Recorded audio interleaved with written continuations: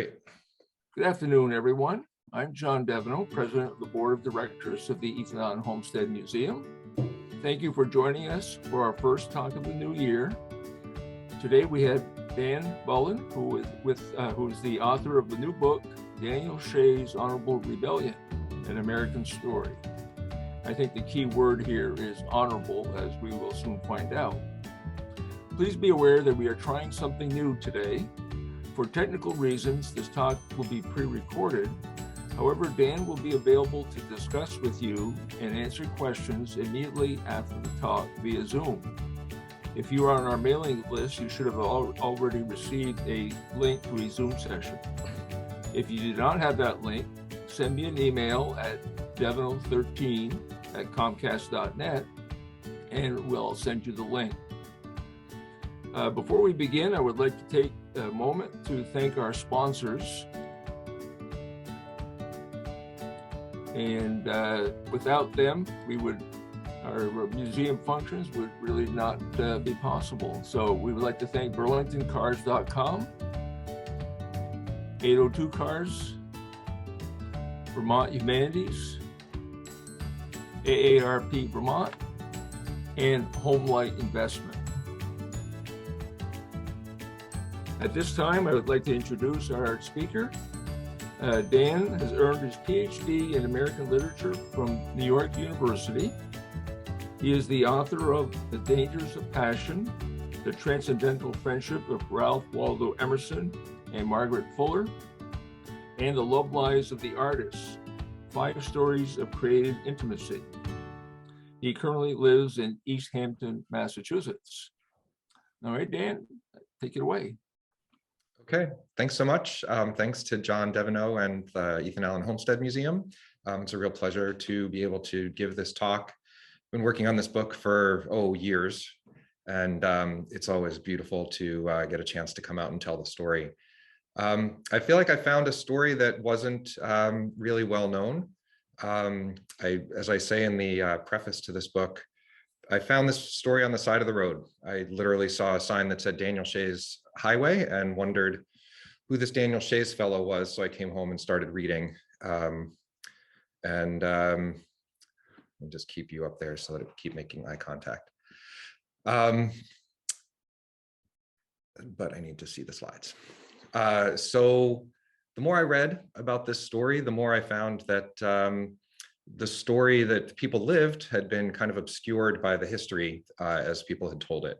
The story I kept having to dig through was that Shays' Rebellion was the unrest that led to the Constitution. Angry farmers created a disturbance in Vermont, and this scared the founding fathers, who saw that they needed to create a stronger federal government, and therefore now we have the Constitution. And that story was told as kind of a warning story about the dangers of poor people organizing. And the more I looked into this story, it was 2012 when I found it. Bernie Sanders was just getting on the scene. Occupy had just happened. What I kept finding was that the people looked a lot less threatening than the stories were giving them credit for. What I found was 5 months of nonviolent anti-austerity protests. The farmers showed up in very organized protests, never threw a stone through a courthouse window. And they ultimately won their cause. They won in elections. I'm giving the end of the story away, but they won their cause in elections, peaceful elections, 2 months after they were scattered by the government's army. And everything went back to, whatever normal was at the time without the panic. But when you look at the correspondence between the elites, George Washington, Henry Knox, Stephen Higginson, James Bowdoin, governor of Massachusetts, you find that the panic that they generated as a result of these protests was really useful for them, for their purposes in pushing this agenda and updating the Articles of Confederation and turning that into the Constitution. So what I'd like to share with you is kind of less of the book. I'm happy to talk about what I've done in the book. I tried to tell a people's history of these events. Kind of from the people's perspective, with less of the, the distant, aloof historian voice, and just, show the story as it happened on the ground to the people who lived through it. So this story started in an economic crisis. It started after the war was over. The Northern War ended in 1780. Then 1783, they concluded the peace in Paris. And Massachusetts, like all of the other states, was in bad shape economically. The state had carried 100,000 pounds worth of debt before the war. After fielding 92,000 soldiers and 38 regiments, they owed debts of 1.5 million pounds after the war. And this is a state where, as you can see, annual tax receipts were about 60,000 pounds. So they were going to have a hard time paying that nonetheless. A lot of other states and the federal government, such as it was at the time, depreciated those debts. But in Massachusetts, that was a fight they were having, was to see whether they were going to pay those debts in full or in part, or in what part. This crisis was also exacerbated by a British decision in January of 1784 to pass navigation acts that closed American shipping off from the West Indies ports. The West Indies ports were the destination for a lot of American goods and a lot of New England's goods, the timber, the beef, that was all going down to the West Indies. And we could tell the story of what that was being used for in the West Indies, but that's part of a different talk for another day. But that economic crisis affected all 13 states. It was only in Massachusetts, though, that we end up with the people taking direct action, bringing guns to the courthouses. I should say also that 1784 decision triggered what they call the chain of debt, pulling tight across New England. So American merchants had imported goods from England. Their warehouses in New Haven and Boston and along the coast were filled with this British merchandise. They owed small payments. The British allowed them to buy on credit. So they owed payments that they had to make every month to keep up on the goods that they had in their warehouses. And when this crisis came along, they couldn't make money by selling those goods or selling other goods in the Indies. So the merchants who sold those goods didn't have money to pay the merchants and distributors. And all of a sudden, there was no money for anybody to pay their debts. And everyone ultimately turned on the farmers, who also were carrying debts to the merchants, but the farmers were where the buck stopped.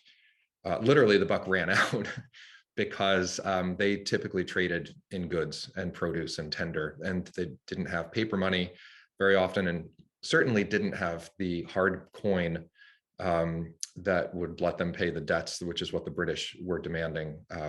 And currency policy in the colonies in the Revolutionary era is also another talk for another time. So as this crisis came down, John Hancock is the governor of Massachusetts. He was Massachusetts' first governor in 1780. By 1784, 1785, he's trying to issue paper money to depreciate these debts. He's trying to pass a tender law. And elites in the Senate are keeping that from happening. And in 1785, in April, they had an election, and John Hancock was kind of stepped out right before the election happened. Actually, he saw that he wasn't going to win. So James Bowdoin and a cadre of powerful merchants took over. And really, I think it took a long time for me to find this out in my research, but I think one of the most important things I learned in researching this book was that a lot of this crisis started because all of the British administrators who had governed Massachusetts from the time it was founded until the Revolution had left and gone back to England. And that left a vacuum for people with administrative experience. And so what you get was basically like private equity guys, wealthy merchants coming up and stepping into government roles. And they just didn't have the experience kind of maintaining strong relationships with the people. And they kind of drove the state into this crisis. That's James Bowdoin is on the left there, and to the right there is Samuel Adams, who was one of Bowdoin's chief advisors. And the way that they proposed to solve this economic crisis was to pay all of the state's debts in full. This triggered some outrage among the people. The farmers, as I say here, were not just angry about taxes. They were angry about the fact that they were being taxed to pay war debts in which they themselves were creditors. They had lent the state value in their service. They'd never been paid. They served, they lost friends, they lost limbs, and came back traumatized, as people do from war. And they had originally been paid in worthless paper money that lost its value as soon as it was printed. They were ultimately paid in promissory notes. They were told, even paid in IOUs. And at the end of the war, they sold those notes to whoever would give them hard coin for them, or any coin or any value for them. So they sold them to their generals, they sold them to shopkeepers, they sold them to wealthy merchants, and they sold them for 2 to 3 shillings on the pound, so 10 to 15% of their value. But those notes stayed in circulation because they still represented value. And the value rose and fell depending on rumors about whether they were going to be paid by the government or at what rate. But nevertheless, they were circulating, and men were buying them up by the thousands. James Bowdoin, the governor at this point, owns 2,990 pounds of these notes. And this is at a time when you can buy a farm of 70 acres or farm of 100 acres for 70 pounds, right? So the regular people who earned that pay are watching this value build up. And this is all taking place in the newspapers. There are exchanges where these rates are all published. Everybody knows that this is what's happening. Also, 35 men at this point by 1785 own 40% of the notes. So when they vote, they have a vested interest in it. And when they vote to pay those notes in full, they're basically voting to pay themselves windfall profits. And when they vote to pay themselves windfall profits and the people can't pay, those people are going to lose their farms. They're going to be seized by the courts. The courts are going to then sell them at auction, and the people with money can then buy those farms up at a discount of 33 to 50%. Or sorry, buy them up at a third to a half of its value. So just to be clear, as you see in the text box there, the people had given up the value of their own war pay, and they were now being asked to pay taxes to pay that value to speculators who had never fought. So I wouldn't call that angry about taxes. That's not like we need to build a new wharf, so we're going to tax the people to do it. This was really an explicit injustice that was being perpetrated on the people of Massachusetts, and they resented it. And they felt like they hadn't just fought a war at great expense to themselves and their farms in order to come home and be treated this way and really be shown this kind of disrespect.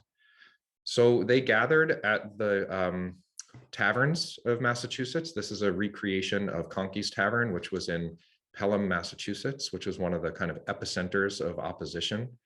There were many. This was not, one man's crusade. Daniel Shays didn't, lead the farmers on a crusade, although that was one of the fears they generated. The hearthstone in this image was original. Everything else here is a recreation. But to give you a sense of the flavor, and in these taverns, the people are reading the newspapers, which are tacked to the walls there, and they were all literate. There's very high rates of literacy among these farmers. And they're reading the newspapers, which are filled with editorials on either side of the issue. The farmers are saying things like, complaining that they were being loaded with class rates and lawsuits, pulled and hauled by sheriffs, constables, and collectors. And their land was being sold for about 1/3 of its value, our cattle for half. I've been obliged to pay and nobody will pay me, one farmer complained. Again, this was open knowledge. 19 parts of 20 of the public securities were possessed by merchants and opulent gentlemen in the maritime towns, one fellow complained. And the complaint was that they were accumulating fortunes by the general distress. And this is a complaint in Massachusetts that you hear to this day, that Massachusetts is split and that Eastern Mass and the city in Boston just are disconnected to the values of Western Mass, and that our Western Mass interests aren't considered as much as they might be. There did start to be calls in these newspapers for action on this.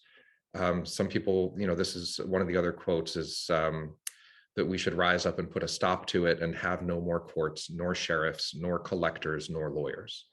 They were afraid that this tax burden would turn them into a miserable, cruel-hearted, and wicked people.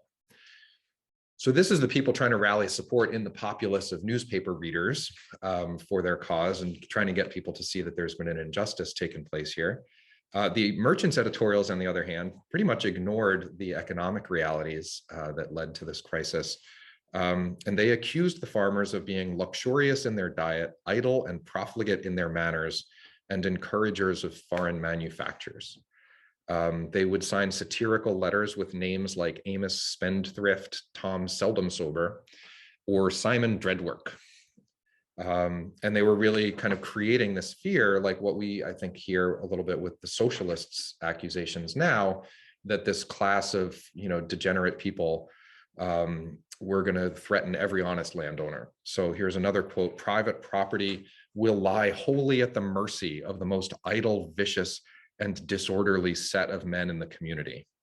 And they created the fear that farmers would overturn the very foundations of our government and constitution, and on their ruins erect an unprincipled and lawless domination of one man.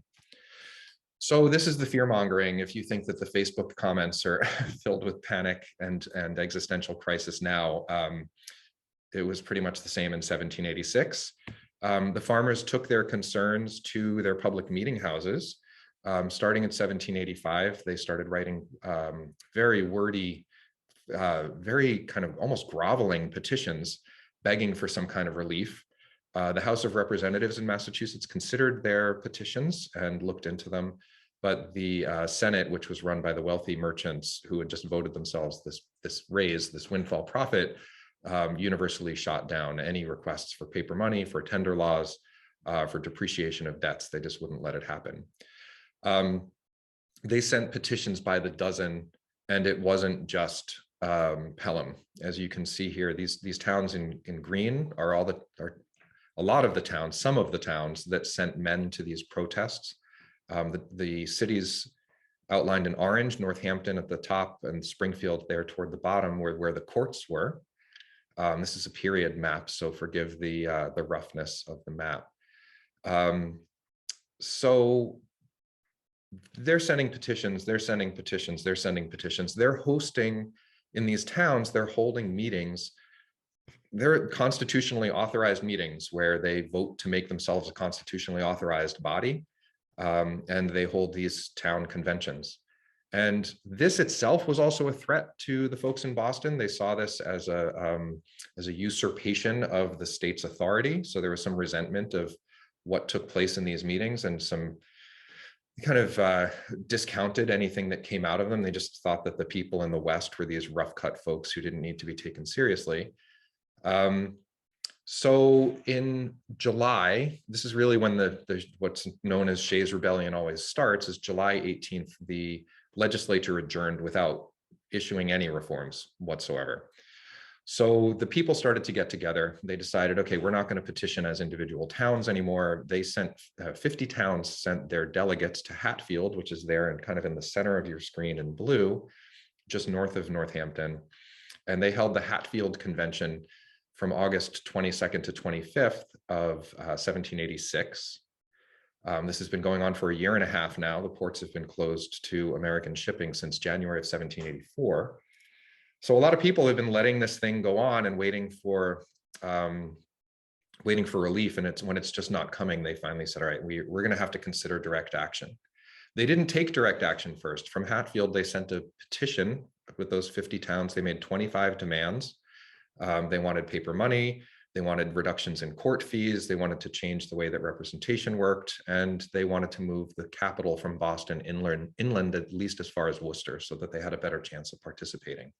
Because sending delegates to Boston for the duration of a session is really expensive if you're a farming town in Western Massachusetts.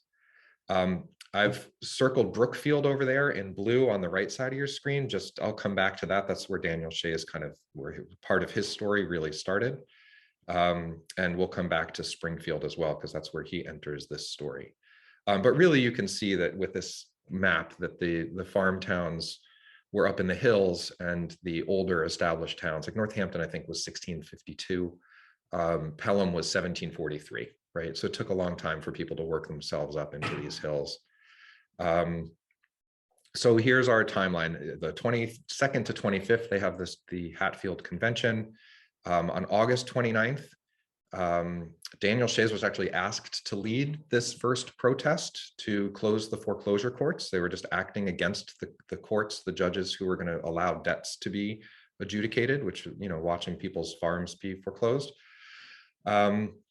Daniel Shays said he didn't want to lead that. It's not clear why he said no. The man who ultimately led was a civil leader, was a deacon, John Thompson, led the Pelham contingent. And Luke Day, who was a commissioned officer from West Springfield, led 1,500 men. He stood at the top of the courthouse steps and said, "You can't hold court today." And the forces who showed up from the government side respected them enough that nobody pressed the issue. They surrounded each other. They asked for permission to parade. And sorry, I need to go back and say when these men showed up in Northampton, they showed up to fife and drum music. They showed up in lines. They showed up looking like an army with guns on their shoulders. A quarter of them were armed. But the part of the army that they were emulating was the discipline. They wanted to show explicitly that they were not a democratic mob of rough-cut people come to overthrow government. They wanted to show the populace of Massachusetts that they were honest, hardworking farmers with integrity who had defended their country, who'd won their freedom, and were here to protest an injustice. And they did that by keeping their guns at their shoulders. So with the two bodies of men, the government men and the people who called themselves regulators, also, they were participating in a long, at least 15-year-old tradition of taking the name of regulator as the people who were going to regulate the country for themselves, by themselves, in the absence of state justice. And that's already they're starting to feel like we're in this absence. We're in this place where the government isn't looking out for us. So we have to look out for ourselves. So they asked for permission to parade. They paraded, if you've ever seen military exercises, left, right, oblique, back, return, stop. They did all of this work in the courtyard to show that they were obedient to orders, that they were a disciplined force, that they were the proud, citizen soldiers of Massachusetts. And then when they were done parading, the government sent their troops into the courtyard and they put on their kind of step show in return to show that they were also representing law and order from their side. This is done. Both armies go home. Again, nobody's thrown a stone through a courthouse window. But September 2nd, the reaction from Boston is this proclamation from James Bowdoin, in which he claims that the people have introduced riot, anarchy, and confusion into the state, and basically claiming that this is going to lead to the tyranny of, degenerate armed men running the government. So there's heavy duty fear mongering right out of the gate. Diplomacy is not something that happened throughout these protests. And the response from the people of Massachusetts was to say, okay, well, let's see what anarchy, riot, and confusion looks like. And they closed the courts in Worcester, Concord, Taunton, and Great Barrington. And in Great Barrington, and I love this story. I love telling this story because the people come out looking so good. They just were dignified and restrained and nonviolent, start to finish, with very few exceptions. In Great Barrington, the militia is called out. It's one of the last courts to be closed. So on September 13th, they call the militia out. 1,000 men line up with this militia to march into Great Barrington to protect the court. And one of the court's own judges, William Whiting, steps out and says, well, whose side are we really on here? Take sides of the road. Or if you're on the government side over here, if you're on the people's side over here. And when that division had sorted itself all out, there's 800 men on the people's side of the road. And those are the people who were brought out to implement law and order. So whose law are we enforcing now, right? Because it's starting to look a lot like it's the people's law to say there should be debt relief. And again, those 200 on the government side didn't press the issue. There was no violence at this court closing. That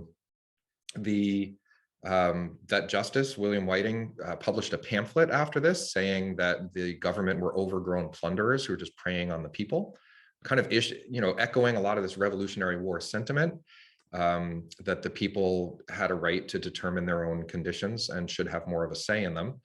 But then this sentiment was answered again, very strong terms from Boston, Samuel Adams publishes an article in the paper saying that it's one thing to rebel against the laws of a monarchy, that's kind of acceptable, but a man who rebels against an elected republic ought to suffer death. And this, again, doesn't sit well with people who just fought a war for no pay, and then came home and are finding themselves kind of in danger of being kicked off of their farms.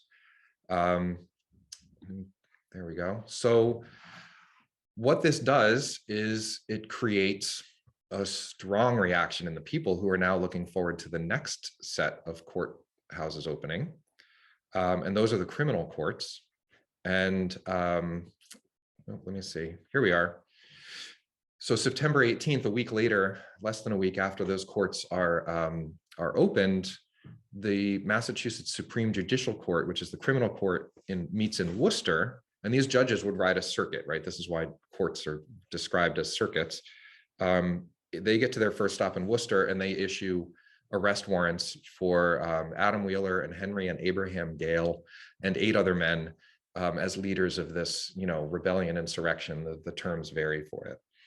And this heavy step, in addition to the rhetoric from Boston, creates an outpouring of outrage from the people, and they start wanting to show up in Springfield on September 25th and really make a show of force.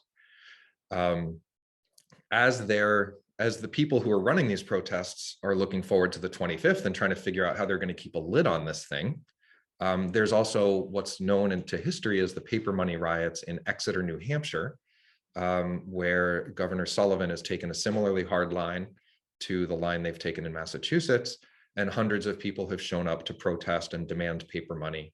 And Sullivan has brought out a force of 2,000 men to arrest them, to humiliate the leaders, and he kept 5 of the men in prison in Exeter, New Hampshire. So this is just up the way from these protests in Massachusetts.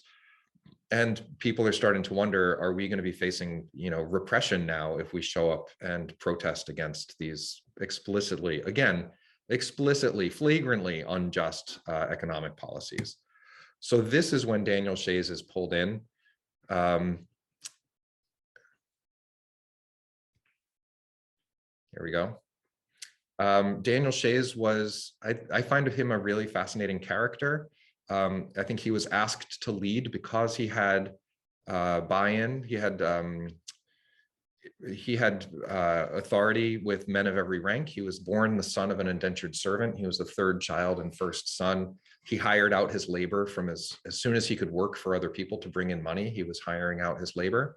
And he ultimately married the daughter, kind of the adopted daughter, of a wealthy landowner whose name, the Gilberts in Brookfield, were folks who had been around for some time. Abigail Gilbert's great-great-grandfather had built Gilbert's Fort in 1688, kind of when there was still, danger of war with the native people. That was still right after what's known, again, inaccurately as King Philip's War. And there's another book for that for another time, to correct the ledger on that one.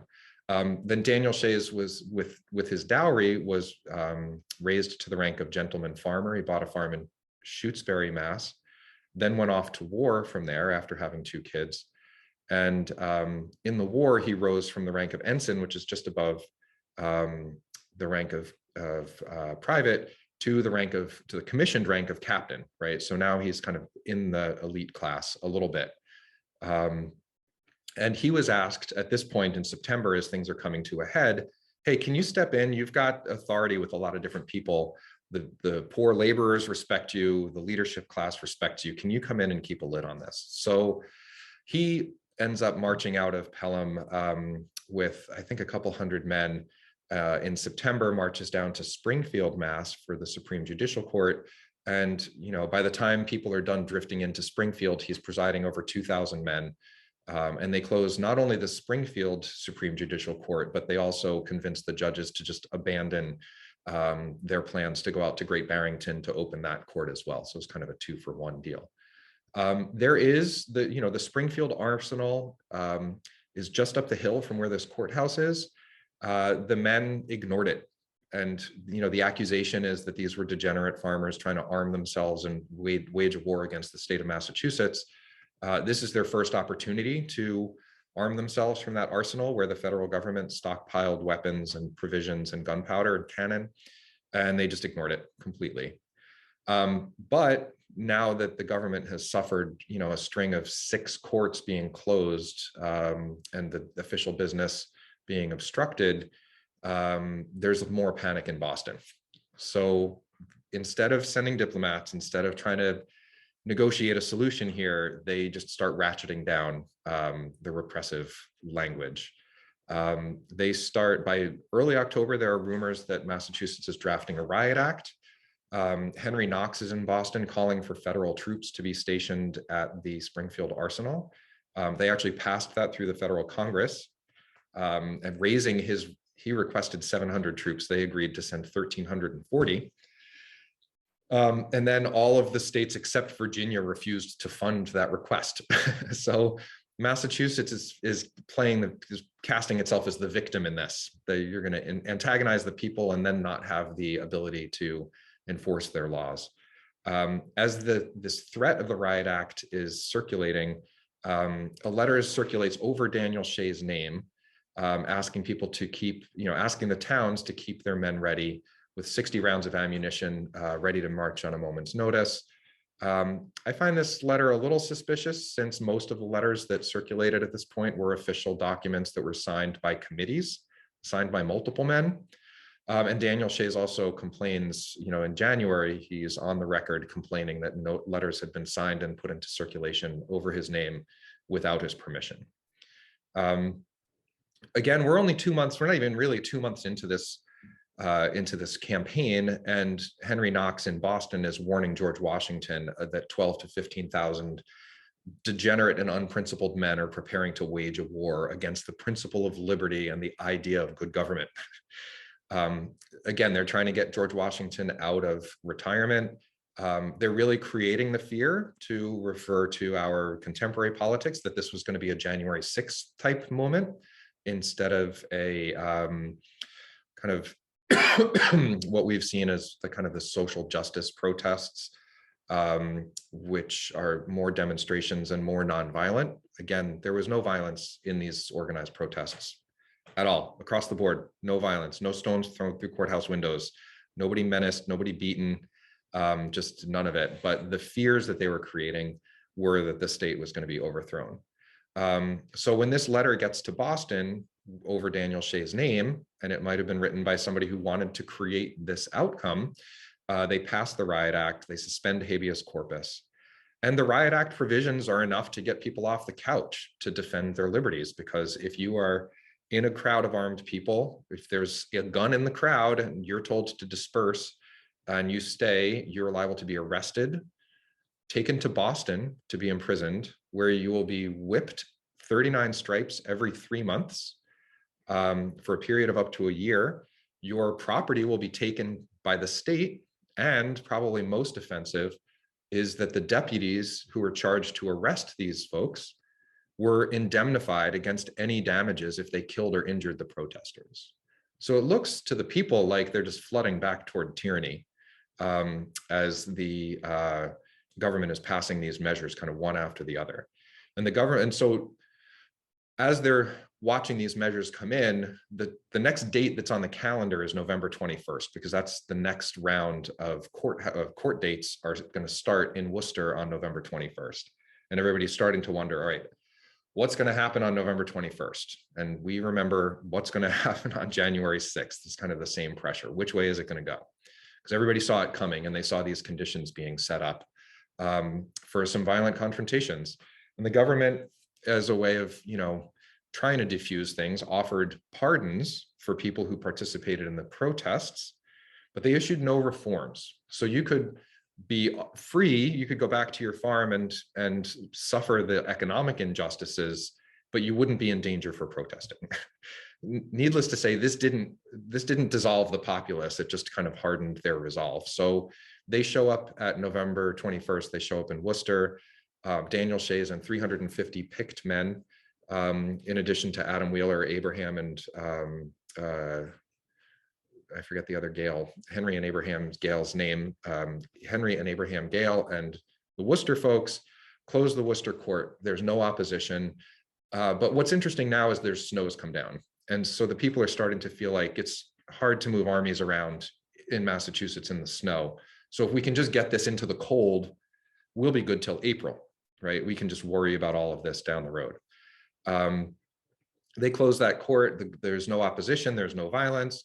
However, a week later, November 28th, the government sends 400 horsemen in search of some leaders, and they arrest Job Shattuck from Groton, in addition to 2 other men who are taken to Boston. And when Job Shattuck is arrested, he resists arrest, and a Harvard graduate named Jonathan Hickborn slashes at him, gets him behind the knee, severs the tendons in his leg, and cripples him for life. And now there's blood on the snow. And now people are waiting for things to blow. And Daniel Shays is at the head of this party who's trying to keep things under control. And there's starting to be signs that he doesn't want to be there. It doesn't sound like an enviable position. However, testament to the respect he had earned, nothing happened. And nothing happened for the next month and a half. They went back to Worcester. They closed another court on December 5th. The history is really skimp on this period. They're just kind of going action point to action point. But Daniel Shays then spent 3 weeks. He couldn't go home because he was liable to be arrested. So he spent 3 weeks riding through central Massachusetts and down to Connecticut to recruit men, to recruit promises of support, to recruit some money and commitments to fight if it went that far. These, depending on who you talk to, you're going to hear that he was recruiting an army. Other people are just going to say he was recruiting support. December 26th comes around, the last court date of the year. Daniel Shays is in Springfield with Luke Day and Thomas Grover from Montague, Mass, and 300 men, and they close that court as well.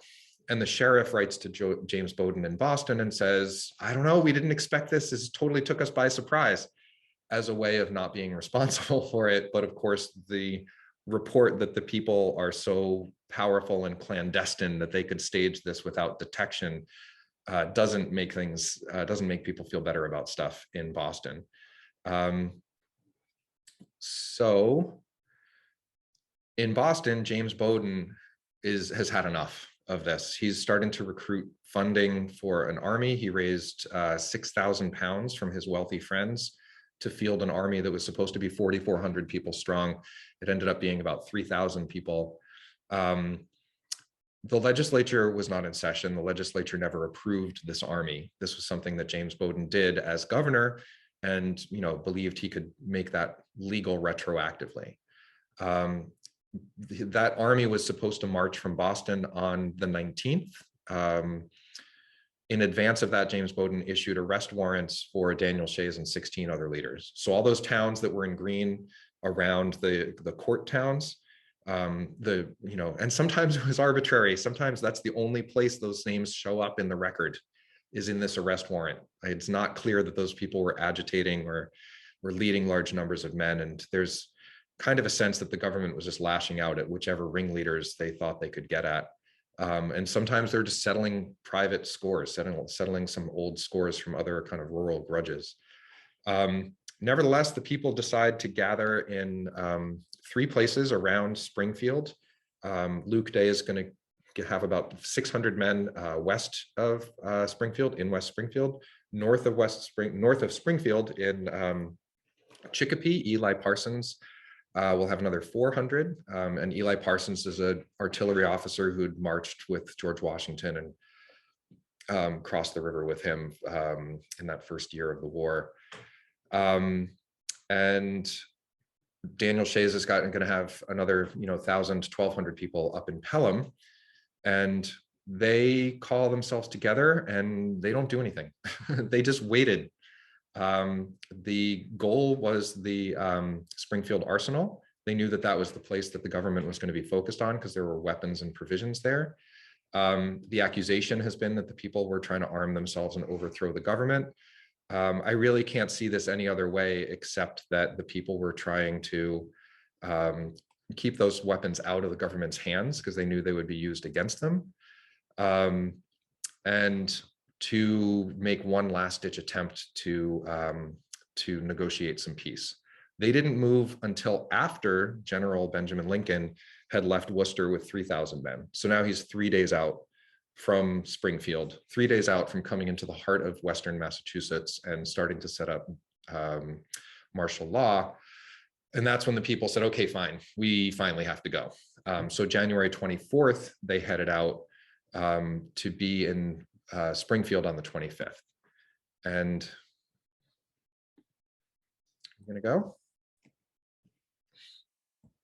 So this is what they found when they showed up at the 25th, that Westfield General William Shepard had brought about 900 or 1,000 men into the arsenal grounds. He had brought some cannon out from inside the storehouses.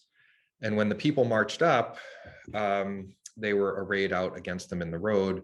The people, Daniel Shays had met two different kind of diplomats, had come out to ask what his intentions were. He said he wanted barracks and stores. He said he was there to defend his country. And he was told that he told them that he wasn't going to stop. So he marched his men up by platoons is the record, which is to say 8 across. So they're marching up in disciplined lines, 8 across. The roads are narrow. There's been a lot of snow this winter. And they take warning shots. 2 shots went over their heads, didn't hit anything. And then when they kept coming, General William Shepard said to lower the cannon to waistband height. And he fired these shots you see down here on the left side of the screen, which is grapeshot, which is kind of like a shotgun shell for a cannon.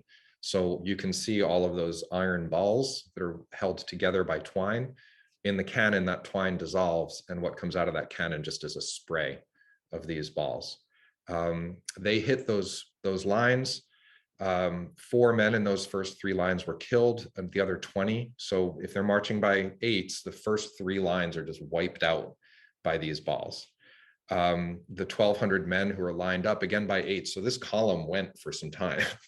They kind of turn themselves inside out and disappear. They turn around. They never fired a shot back.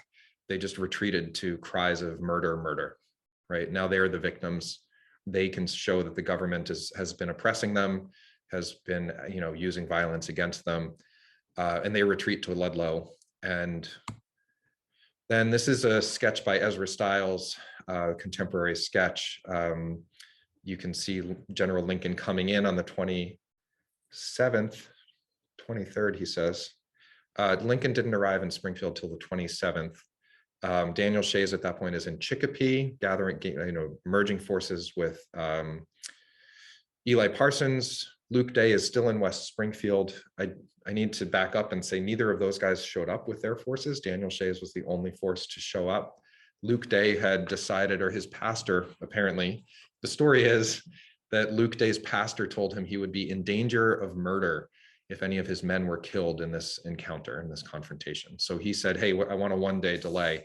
But Daniel Shays never got that note. It was intercepted. So Eli Parsons got the note. He stayed and waited till the next day. Daniel Shays didn't get the note.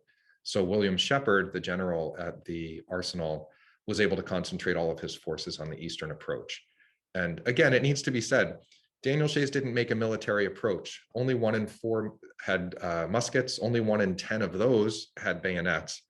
They just marched up and demanded the barracks and stores. They were not making a military approach, surrounding the grounds, looking for weaknesses in the defenses. They were just there to make this demand and to negotiate a peace. What happened in the next few days was basically Daniel Shays ended up in Pelham. General Benjamin Lincoln is in Hadley, Mass, about 12 miles apart. And then finally, Daniel Shays says, we need to remove further. They go to Petersham, Mass. General Benjamin Lincoln makes an overnight march. And he starts out, it's a full moon night on February 3rd. He marches toward this full moon going east. And then the clouds come in, the snow starts coming down. And by the time he arrives in Petersham, Massachusetts, to disperse Shays' force, there's 18 inches of fresh snow on the ground. So it's kind of this heroic feat. Daniel Shays' men all disperse. Shays ends up in they go north into New Hampshire, cross the frozen Connecticut River north of Brattleboro, and then follow the roads up toward kind of the pass between Stratton Mountain and Grout Pond, coming out on the western side of Vermont by Arlington, which is where Ethan Allen's farm was. And then they end up, there was about 300 men came with him, end up camped on land near Ethan Allen. Daniel Shays had a sister and brother-in-law in Bennington. He had a sister across the border from there in Cambridge, New York, in Salem, New York. And Vermont was an independent republic at the time, right? So they were fleeing the country, and the laws of the Articles of Confederation weren't going to allow Benjamin Lincoln to cross state lines to come after them. So what started as a nonviolent protest campaign ends up looking a lot more like a refugee story, as Daniel Shays and these 300 men are looking for asylum in Vermont, and the people in Vermont didn't want to give it to them. They didn't want the political troubles. They didn't want to be dragged into this. They wanted to be kind of left out.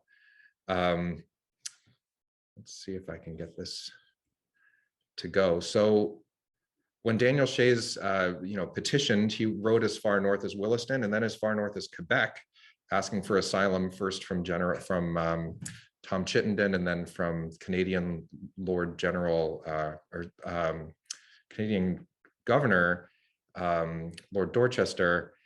Everybody said, we don't want to get involved. And they ended up down in Egg Mountain in Sandgate, Vermont, which has now been excavated by this fellow, Steve Butts from, I think, Cambridge, New York, found this stuff up on a snowmobiling trip and started digging and is turning up all this really beautiful 18th century, these artifacts that are coming up from the ground there, which fascinating project. So there should have been, here we go. And Daniel Shays is in exile. There is sporadic violence in Massachusetts. People are settling private scores, burning each other's warehouses down, really small handful of problems. But April 1st comes along, the people go to the polls. John Hancock is elected in like a 3-to-1 landslide to come back into office, to start issuing pardons, issue reforms, change the economic policies. James Bowdoin realizes that, things are going against him. So he decides that he better start getting on the other side of things. And so he starts issuing pardons, and the temperature just starts coming down from that point. These fellows, Parmenter and McCullough, were held for hanging, and they just kind of kept bumping that along and stringing it out and letting time lapse and bumping it until they were ultimately reprieved on the gallows in June of 1787. So wrapping this up, it's the reason I kept following this story to tell this, to bring this story out, was it really wasn't the insurrection they were telling you about. And I think that the actual story here is a fascinating one about this proud tradition we have as Americans of nonviolent opposition, people getting together, banding together with their neighbors and saying, we can tolerate inequality, like that's built in, but we're not going to tolerate injustice. And what I really got to see as this project went on was the degree to which any agitation was just turned into propaganda against the people, to turn the people against each other, to discredit each other. But the system worked then, and we've seen the system work here, where the people, if they agitate enough, can change things through elections. So that's pretty much the story that I found. I did a certain, again, people's history from the people's perspective in the book. So it doesn't read like a history, it reads more like a narrative. And I'm happy to take questions about really any part of this. I've steeped myself in this history long enough. It's really a delight to talk about it with folks who are curious. So thanks again, John. Thanks to the Ethan Allen Homestead Museum. And I'll look forward to questions and discussion. Well, thank you very much, Dan, for retelling this fascinating story of Shay's Rebellion. For those of you who are watching this on Sunday afternoon, the 16th, a reminder that if you go to the link that you might have received, Devino13 go to the link that I sent you at the Zoom link, you can join us in a conversation over Zoom. If you did not get that link, send me an email at devinal13@comcast.net, and I will send you the link so you can join us in that way. And one last reminder, let me put my address up here so you can get that. February is Black History Month. In observance of Black History Month, the Ethan Homestead will have a book discussion on February 7th. It's in the evening. I believe it's a Monday evening. And the book that will be discussed is Harvey Amani Whitfield's The Problem of Black Slavery in Early Vermont. If you would like to join us for that book discussion, go to the Ethan Allen website, ethanislandhomestead.org, look at the calendar and click on February 7th, and all the information is there on how to get the book and how to join the book discussion. And there's no cost for the book discussion. So again, thank you for joining us today. And thanks again, Dan, for this great talk today. Great. Thanks so much. See you guys in the talk.